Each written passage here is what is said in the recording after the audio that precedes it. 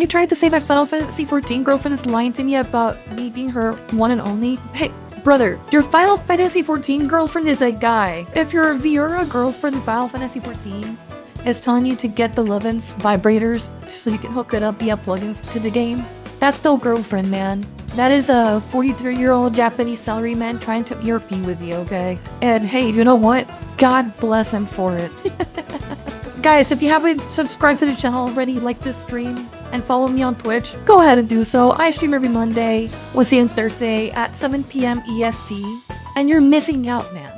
Don't you want to spend time with us? In the darkness of the 41st millennium exists the Empire of Man, a backwards carcass of an empire comprised of many devoted forces, gigantic robot knights, religious machine cultists, and incredibly heavily armored women, most likely with sweltering abs. And one must know what those abs taste like.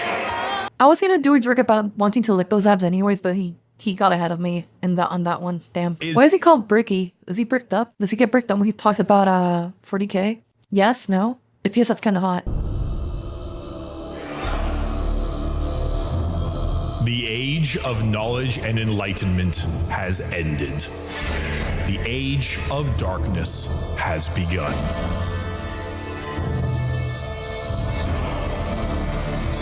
Roughly 60 million years ago, there existed aliens.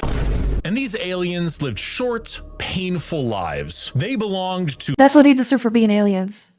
radiation-stricken worlds and often died of various cancers before the age of 30. These aliens, the Necron tier, looked up to the stars and found extreme beings of real power, beings with the ability to create life, the old ones of the galaxy. They asked these old ones for help. Please cure us of our ailments, to which the old ones said, piss off. So the Necron tier gathered together and did the sensible thing. They declared war upon these old beings and were promptly beaten into the dirt back to their short, painful lives. In the world of Warhammer, there is a hell. This hell is not like you and I know it. It's more of Isn't the entire world of Warhammer hell? I remember playing Space Marine and thinking, yeah, this world kinda just fucking sucks. Like, listen, it's kinda rad that your bolter essentially shoots rockets as bullets, right?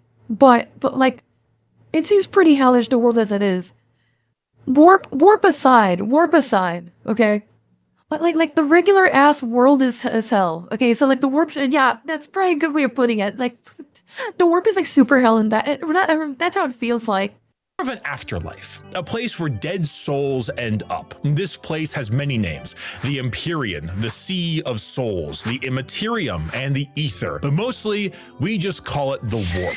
While you and I know of hell as a place of horrors and punishment, the Warp isn't really that. Not in the beginning. It's energy, but the kind of energy formed from thought and soul. Psychic energy, where the dead souls of people end up in a place that is impossible to understand. No laws of reality exist. Like, time is merely a suggestion, and it is not something that can be braved easily. The Warp would be like sailing the ocean in a pirate movie. To jump from your ship would be certain death. To stay in the sea for too long on your boat could drive a man mad. And there are many dangerous things lurking in those. Not me. I take it. I take the Warp. Listen, I had to suffer. I used to be a part of a Final Fantasy 14 static raid group.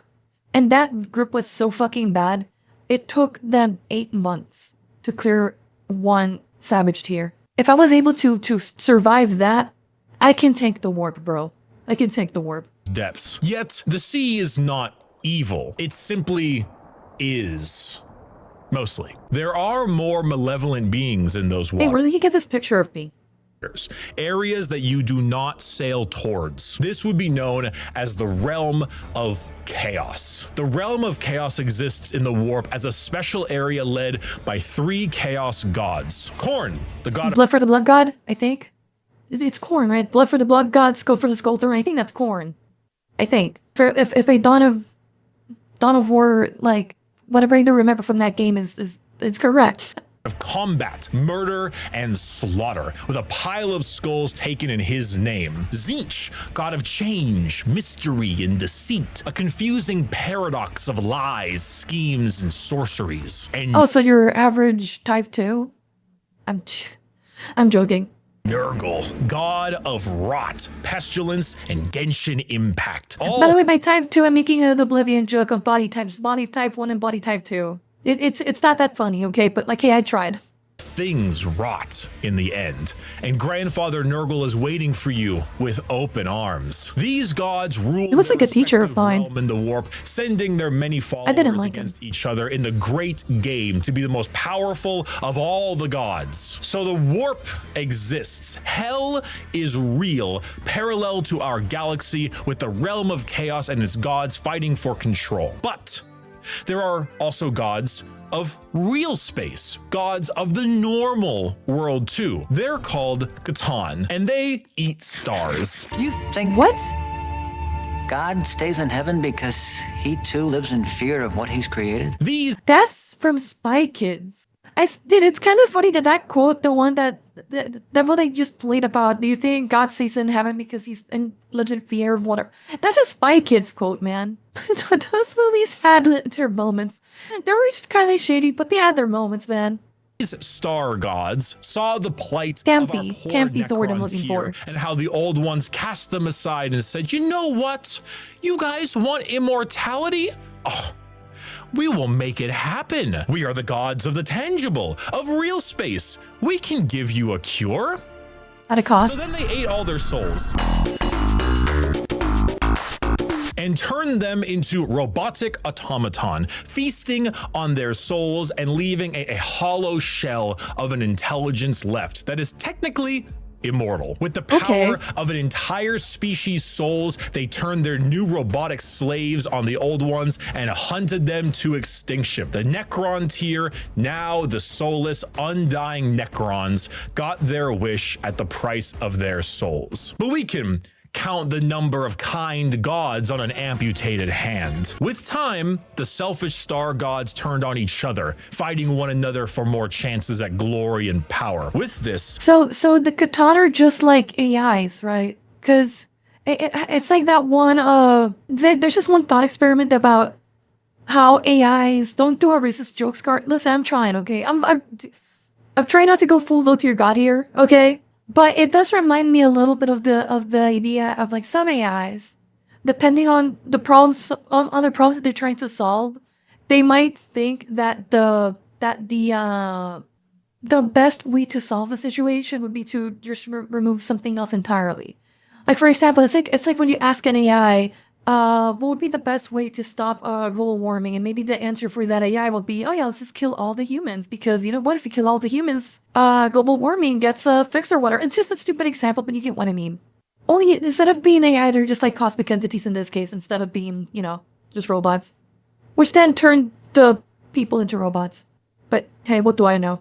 the leader of the Necrons, Zarek, the Silent King, the man who doomed his species when he accepted this deal, waited, planned, bide his time until he seized the perfect moment and turned his legions of undead citizens against the star gods. Gods cannot be killed, but they can be broken. So Zarek broke the star gods into thousands of pieces and locked them away in vaults, taking their free will away as they did to them, and sealed them away as basically Pokemon to be used as weapons in the future. Cool. Who's that Pokemon? It's Pikachu! It's the Void Dragon.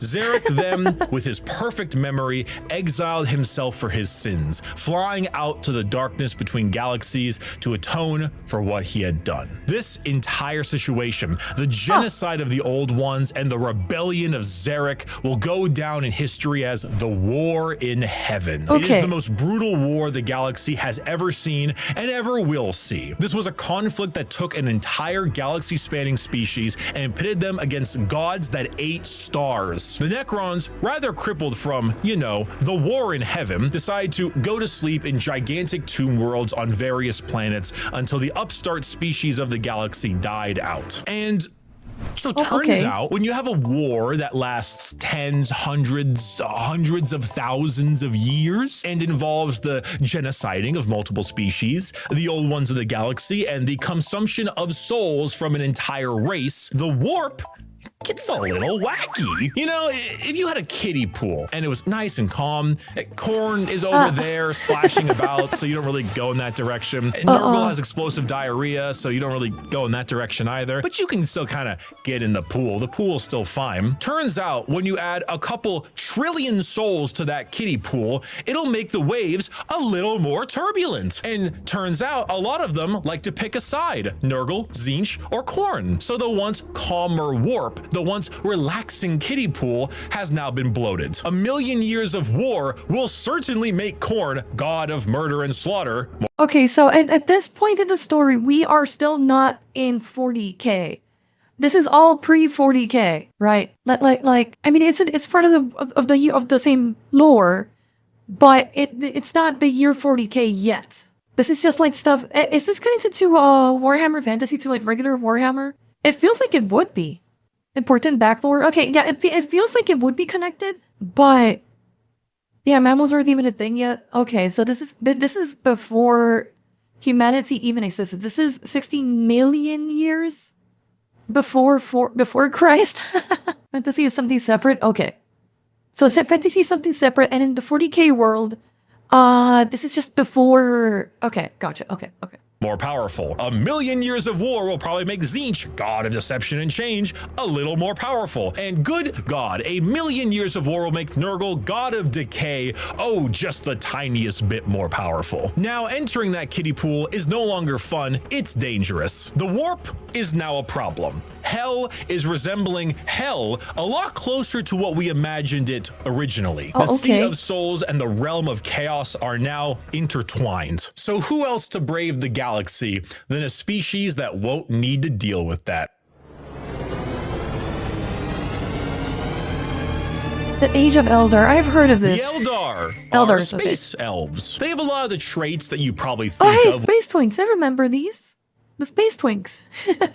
When you think of elves, tall, slender, pointy ears, a bit more androgynous looking, no matter what DeviantArt will tell you, and a bit stronger on the emotional side. The old ones, as I mentioned, could create life. And when they were getting, you know, absolutely bodied by the Catan and the Necrons, they made some new races to try to help them. One of them was the Eldar. It didn't save them, but they're here now anyway. Oh, and also the Orcs, but they're busy right now.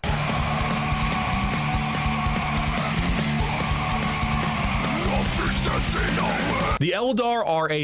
God, I remember playing 40k, rather Space Marine, the first one, and thinking, man, these motherfuckers just don't fit in here sometimes. They feel like the type of enemy that you see in a Ratchet & Clank game, or something like that.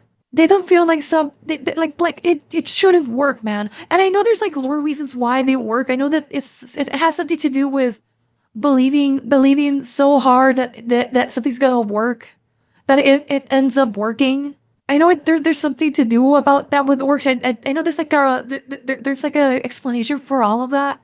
Like, just take a look at this, right? Take a look at the Eldars and even the very same Space Marines, and then take a look at orcs and how crazy they are. Livable violent idiots. Yeah, I mean, that's what's so great about them. That, like, honestly, that was the part that I enjoyed most about Space Marine, just the shit talk from the orcs. Yeah, they believe, their belief literally changes how things work because of the warp. I knew it has something to do with that. Brit, things go faster, but because they firmly believe it actually works.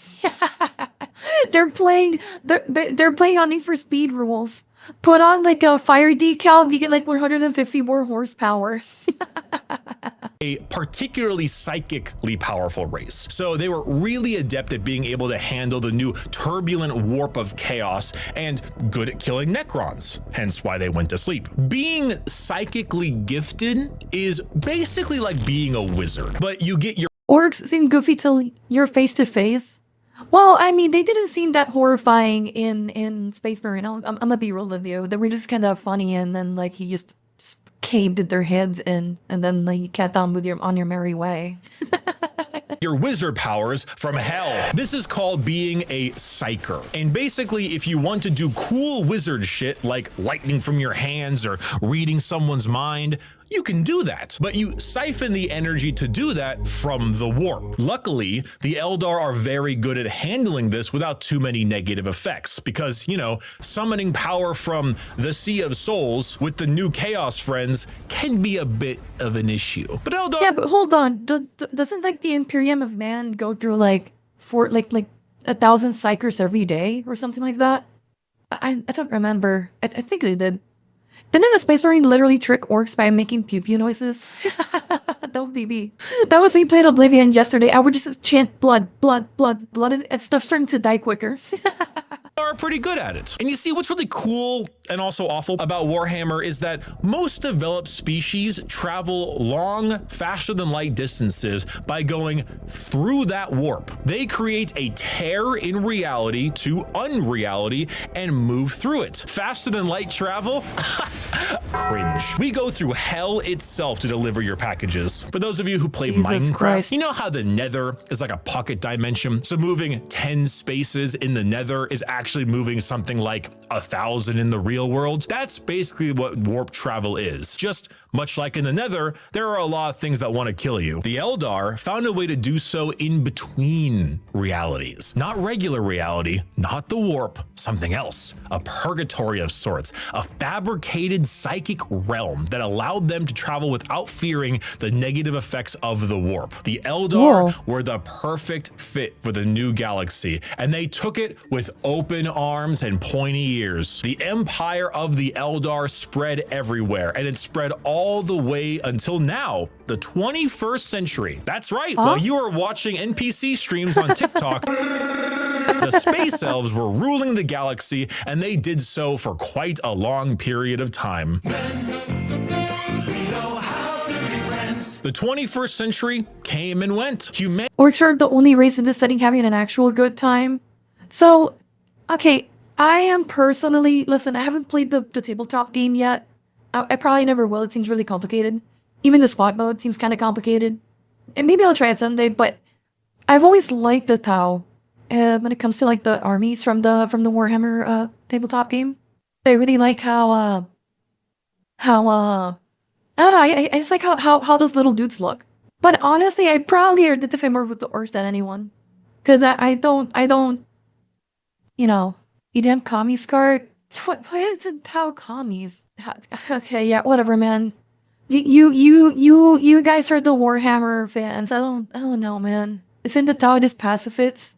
I don't know. I just like how the little dudes look on the tabletop, that's all. They're a collectivist. Humanity, Damn, I didn't know, but still though. grew and grew all under the nose of their elf overlords. At this time, humans advanced, your classic sci-fi style way. We began to expand, colonize our solar system, terraformed our planets, created new and more powerful machines and starships. The age of Terra, also known as Earth, but we call it Terra here, was here and existed between the 21st century all the way until the 15th millennia. Not much is known about this time, not much needs to be known. Humanity grew up, sought the stars. It's classic. Then came the year— Okay, so technically, we are living right now in the Warhammer 40k universe. I was just born too early to actually fight to the death against Khorne and the Agents of Chaos. So in reality, I just didn't get to have fun. Is that what I'm getting? Is that what I'm hearing? Yep, we're canon to 40k. Damn, it's over. So I won't get to impregnate an entire legion of Sisters of Battle. It's over, man. I'm gonna kill myself after this, man. Years between 15,000 and 25,000, the age of technology, or to some, the dark age of technology. This is when humanity reached a new apex of technological understanding. When you think of sci-fi, there's a lot of things you can think of. Star Trek, maybe Star Wars style. You can go cyberpunk dystopian. The age of technology was deep sci-fi, like a scientific prowess that fringed on magic. This is also when the first ever psychers began showing up in humanity. Individuals with the genetic mutation to be able to access the warp, and then because of that, travel through it. Humanity was no longer constricted to their early ways of travel. With warp travel, they could go anywhere in the galaxy. They equipped ships with gigantic AI machines, with everything you would ever need to know about mankind, and sent them out on colony ships to expand their influence across the galaxy. So what? This is like the Forerunners from Halo? So humans, so is that even accurate? Would it be accurate to call this like proto Forerunners or something like that? Would that be like a good comparison? Sort of. Listen, I know. It's not the same thing, right? But like, please, level with me here. Like, I'm sure to look for comparisons, okay? To see if I'm understanding so far the story. Humanity basically won the game and started trying to like 100%. But didn't the Eldar win the game? Basically? Okay. Thank you. Okay, so we are now, so humanity got to the point where we are now as advanced, or maybe even more advanced in this case, right, than Forerunners. This was truly the golden age of humanity. Okay. And with every golden age, there is a fall. While the new human upstarts of the galaxy were reaching new levels of technology and prowess, the Eldar were engaging in Debauchery! debauchery! Uh-oh. What happens when a species has everything? You can produce unlimited food out of nothing. Your need for farmers and workers, gone. You have dominated the stars and have created a fast travel system that doesn't rely on the dangers of the warp. You have nothing else to do. You have no struggles, no problems, and feel as if there is nowhere else to go. Well, you begin to experiment. The Eldar started harmless enough. You know, you take a serious interest in your species' culture, your arts. If this ends up being something crazy like, you know, what kind of experimentation could it possibly do? Maybe go into mechanical upgrades, you know, go a little bit into cyberpunk, tier stuff, Diddy parties galore. Damn, were they giving themselves like, you know, inventing genders? But I don't want any more genders to be invented, man. I'm happy with I'm happy with what we got. Okay, I just want to know if you can make, you know, having fun with those genders even more fun. Foreskin quilting. Oh my god. Paintings, poems, plays. These are Eldar, elves. Remember? They're emotions. Listen. Yeah, they made alterations to their physique. So does this mean that they made it so like when guys, you know, finish their deed, they can go again and they don't have to like reset for like 15 minutes or something to go again? That's the kind of stuff that I'm thinking. Like, hey, maybe you want to fix that, or maybe you want to be able to like never sleep. You know, maybe you want to be able to never age, you know? Like, that's what I'm thinking here. Never mind the one that I just said about the worst stamp. Made the G-spot findable, but we'll have to go 40,000 years into the future for that one too. Hey, we got nerfs on the 50-minute cooldown. Hey, listen, Aaron, listen, I'm saying, I'm vouching for you on the 50-minute cooldown, man. I'm saying, did they ever figure out how to unnerf men from the 50-minute cooldown after, you know, the deed is done, okay? Like, I'm trying to bat for you, bro.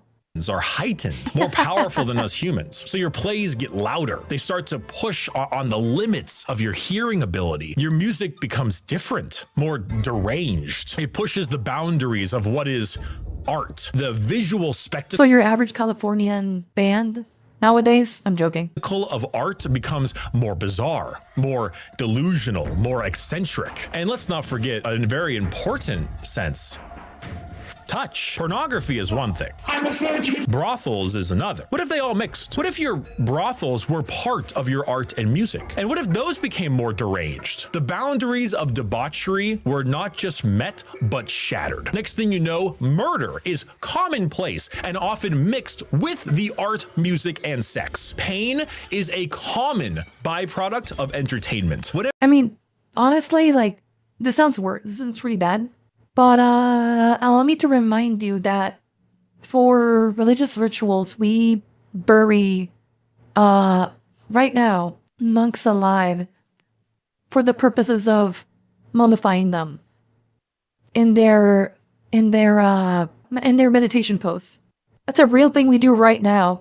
Listen, we already have a lot of these things right now. Listen, you guys were saying way worse, and I'm still waiting for it. Okay, like guys, I don't know if you guys know this, but we have VR chat and we have love-ins. Like we have internet vibrators now. Okay, like brothers, we're kind of here already. The debauchery is here, not in 40k. It's happening right now. Whatever sensation you can have must be increased, must be enhanced, must be taken to the limits. The Eldar Empire slipped into a nightmarish realm of debauchery and excess, with the worst of it taking place in a city in the Webway. Called California, I'm joking. Black market for these kinds of heinous acts known as Kamara. Some Eldar saw the writing on the wall, saw what was happening to their species and how far they had slipped. So they boarded continent-sized starships called craft worlds and left their empire, seeking a more enlightened, calmer existence among their peers. Some, those in Kamara, pushed it to even greater heights, relishing the pain and torment they inflicted on those around them. All during this, the warp, the yin to the yang of the world, was fed by these emotions, by the psychic power of the Eldar, by the souls taken in these depraved acts on a galactic scale. And just like that, Eldar ended. Slaanesh, the fourth chaos god, was birthed into existence and consumed the souls of 90% of the Eldar population. Those that fled were spared the worst of it, and those in the Webway and Kamara were able to stave off the pull of Slaanesh so long as they continued to commit horrid acts of torture and violence. But for the majority of the Eldar, their empire died with Slaanesh's birth. The new fourth chaos god, she who thirsts, the god of unspeakable excess of pleasure, pain, hedonism, and perfection, had been born. With the fall, emphasis on perfection. Damn, I think I found my new god to root for. of the Eldar Empire came the ruin of humanity. Okay, so at this point, Eldar, we only have 10% of Eldars left, because 90% of them literally gooned themselves to death. So an actual goonocide just happened. And now we have a new god that appears from the ashes of this. The Zarguna cost? Oh no, that's our future. Also, some people here are talking about NASCAR. We aren't at the fucking people with barbed wire dildos as a way to say good morning yet. I think we should go down. We should do like a little history lesson where I can teach you about a couple of torture devices that we used that were like sexual in nature against people, men and women, particularly the women ones. We've used a lot of stuff like that in the past, man. Just because you don't know about them doesn't mean they did not exist. You wouldn't know about those? Well, I mean, yeah, but not in that way, bro. A homicide. So he just birthed into existence. The Emperor of Men grabbed his sword and said would, while his sons tried to hold him down. I mean, did he not see her, man?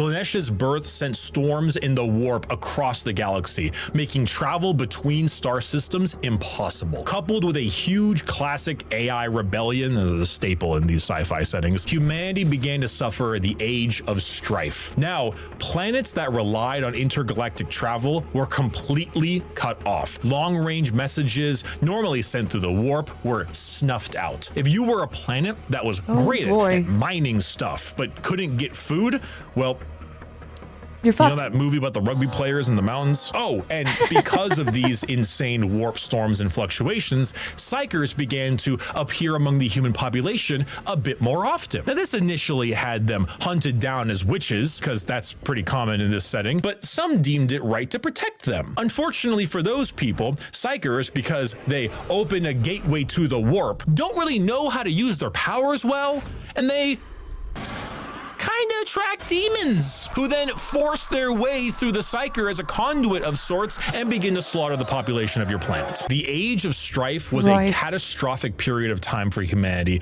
and set back their progress tenfold over the not one, not two, but 5,000 year period. During this time, the age of humanity that we know began to form. Worlds equipped with large mechs for agriculture began to equip them with weapons to defend from alien and demonic invaders. Over 5,000 years, this became a custom and tradition, dubbing them as Night Worlds, a feudal society of honor-bound knights in gigantic robots that uphold the chivalric code to defend their worlds and honor. A group of individuals on Mars, after radioactively bombing their planet to become inhospitable to human life, ran their entire lives underground on the few life support systems keeping them alive. Those technicians who could work on the machines and keep them operational were revered, and over 5,000 years went from skilled members of society to full-blown priests. The cult Mechanicus, or tech priests of Mars,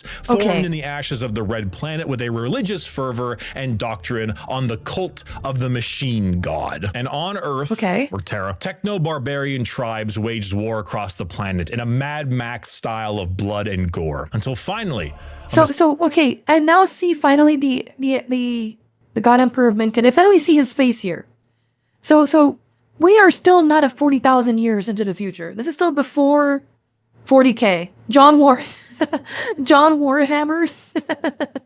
A serious man who lived in the shadows of Terra for millennia finally revealed himself to the populace. His name was the Emperor. He deemed himself the Emperor of mankind. Where did he come from? I don't know. Why is he 10 feet tall and the most powerful psyker of all of mankind? I don't know. Why is he basically immortal? I don't know. Where'd Cotton Eye Joe go? Who knows? But he's here, and he isn't happy with all of you ripping up Terra. So he began the Unification Wars, where he and a very early version of the famous Space Marines, the Thunder Warriors, reunited Terra under a single banner.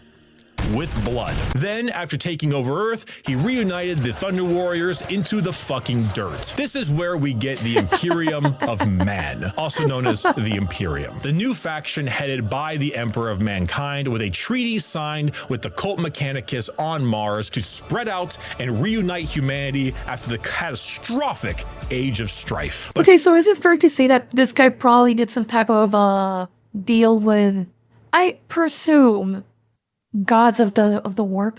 I highly doubt that just some random psyker out of nowhere can just do all of this and then live forever. Spoilers, he is a potential chaos god. That comes later. Wait, how is he a chaos god if we established that there's something, the Bricky bricked up about 40k over here, just established that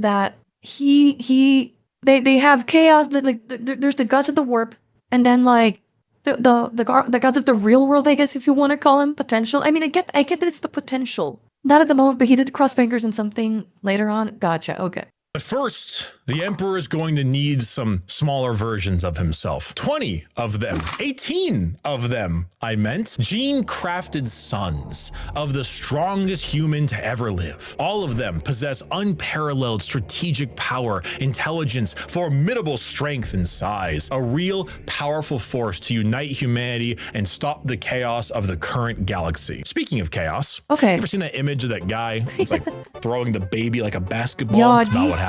The Chaos Gods intervened and grabbed the 18 Primarch gestation pods and yeeted them across the galaxy at a whim, everywhere they could possibly go. A galactic game of keep away. So the Emperor had to get them back. So begins the Great Crusade, a crusade across the stars to reunite not just humanity, but the Emperor with his fallen sons. The first to be found was Horus. Wait, didn't this guy get a book made after him? I think Horus is one of the guys. He's one of the people who has like a book named after him. One of the strongest and most noble sons. The Emperor carried with him a legion of newly crafted warriors with genetic material made from their Primarch father. These are the newly made Space Marines. For Here Horus, we go. his were the Luna Wolves. And as the Emperor continued... Something about the Horus Heresy, no? Wasn't that the name of the book? I think it was the Horus Heresy. Continued on his great crusade, he found more and more of his sons, reuniting them with their individual Space Marine legions. Leman Russ, the cunning hunter with the Space Wolves. Rogel Dorm, the Phalanx with the Imperial Fists. Angron, the Barbarian, the very angry with his World Eaters. Fulgrim, the Perfect with his Emperor's Children. And Jagatai Khan, the Swift, the Stoic, and his White Scars. Those were just some of the 18, and one by one his lost Primarch sons were returned to him, and their Space Marine legions returned to them. The Great Crusade saw humanity once again reconquer the stars, returning— So far, I don't remember anyone from... I don't think I've seen anybody here from the Space Marine game. But I remember so little from that game because that was like 15 years ago, almost at this point, 14, 15 years ago when that game came out. So, you know, there's that, right? But I don't recognize any names besides like the, you know, there's obviously like stuff like the Imperium of Mankind. There's stuff like, you know, the Space Marine game just had the Ultramarines. Okay, yeah, there's so much. Worlds of humanity back to the Imperium and killing any and all who stood against their noble crusade. But in the years of the 31st millennia, treachery would break this all apart. At least this time, I get to beat the pre-watch allegations because you guys know that I know nothing about Warhammer. So I didn't pre-watch this video. We don't know what we did. Horus, the Emperor's most beloved and favored sons, named War Master for the Crusade, succumbed to the power of chaos and daddy issues. All because of that bastard Erebus. Yo, fuck Erebus. Slowly, Horus would become corrupted, turning the Emperor's sons against him. This begins the most pivotal moment in our story, and the one that has like 50 books written about it, the Horus Heresy. Apparently 67. 9 of the 18 Primarchs turned against the Emperor, and the following years were a bloody battle for the throne of Terra. The Emperor originally was working on a special webway project, just like the Eldar, to make faster-than-light travel significantly easier and safer, really improve humanity to allow them to conquer the stars without the risk of the warp. Well, this big red idiot named Magnus kind of blew a hole into that, literally and figuratively. Oh, okay. So Big E over there is stuck on a gigantic golden throne, holding back the oncoming rush of demons and powering the Astronomicon, basically a big North Star for people who are sailing in the warp to help them navigate. The Horus Heresy saw many loyalist and traitor legions pitted against each other in a bloody war until it reached Terra itself. Damn. Horus, unable to break through the lines and with time running out, made a gambit and opened his ship up to be boarded. The Emperor took this challenge, quickly allowing someone else to take control of the throne as he teleported his way onto Horus's flagship, the Vengeful Spirit. The Emperor, unable to truly kill his most beloved son, changed his mind right quick when Horus strangled the life out of his other son, Sanguinius. Oh no! I'm sure you've seen this image at some point. I The have Emperor not. then said, "I'm not gonna."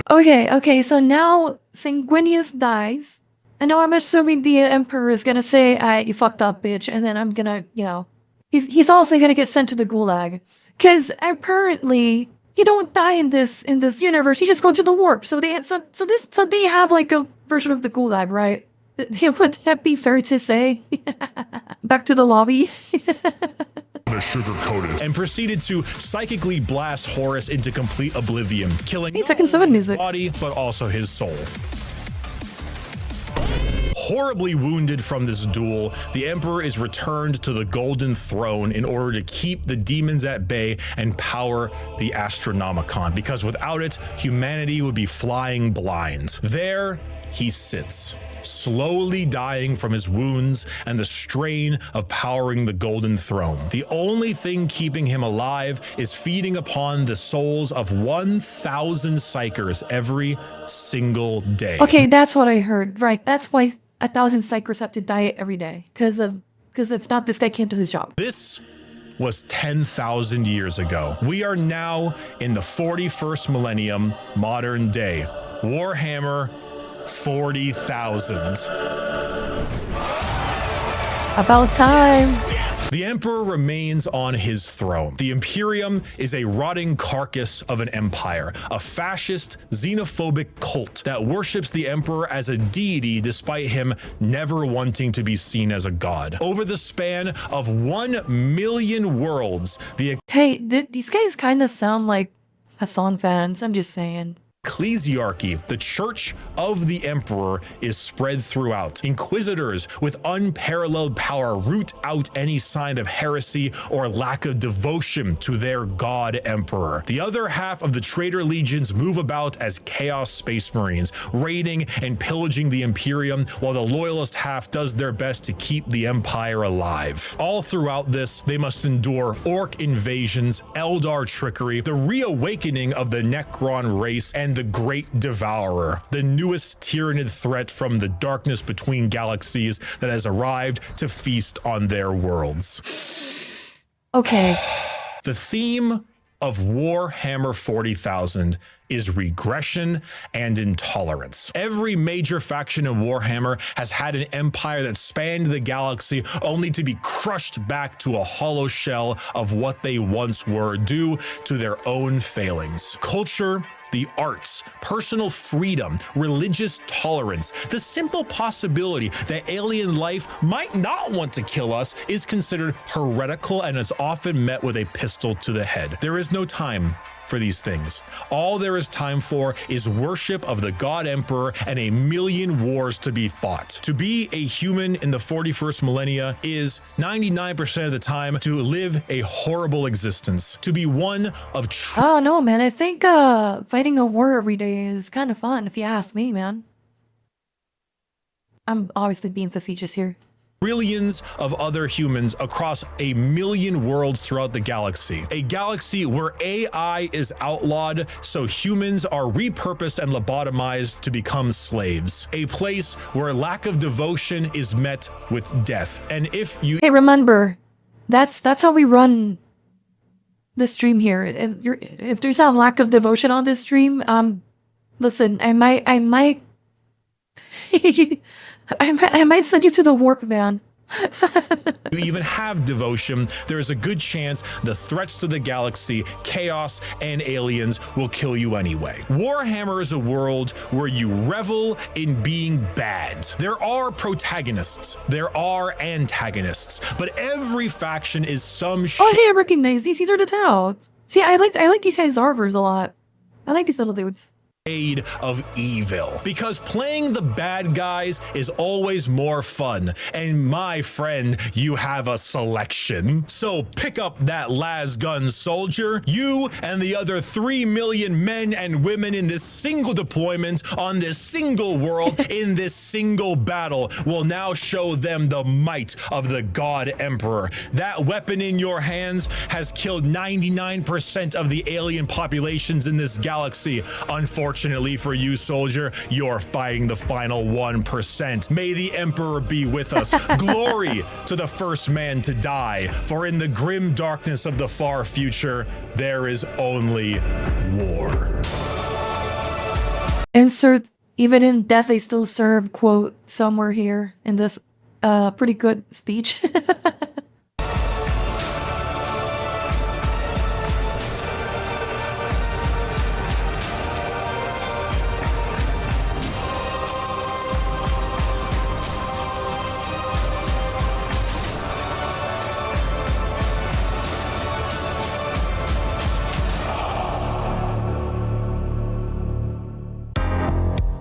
Not bad.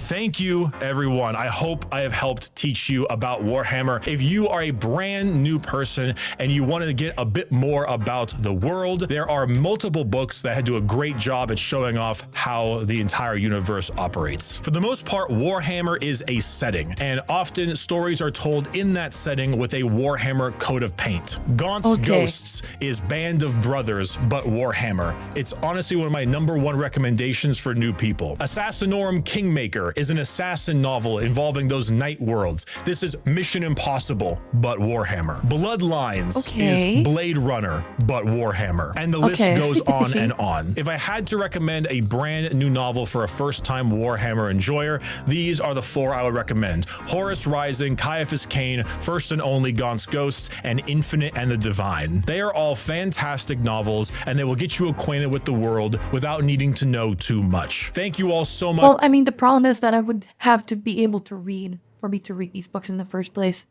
I think that may be a problem.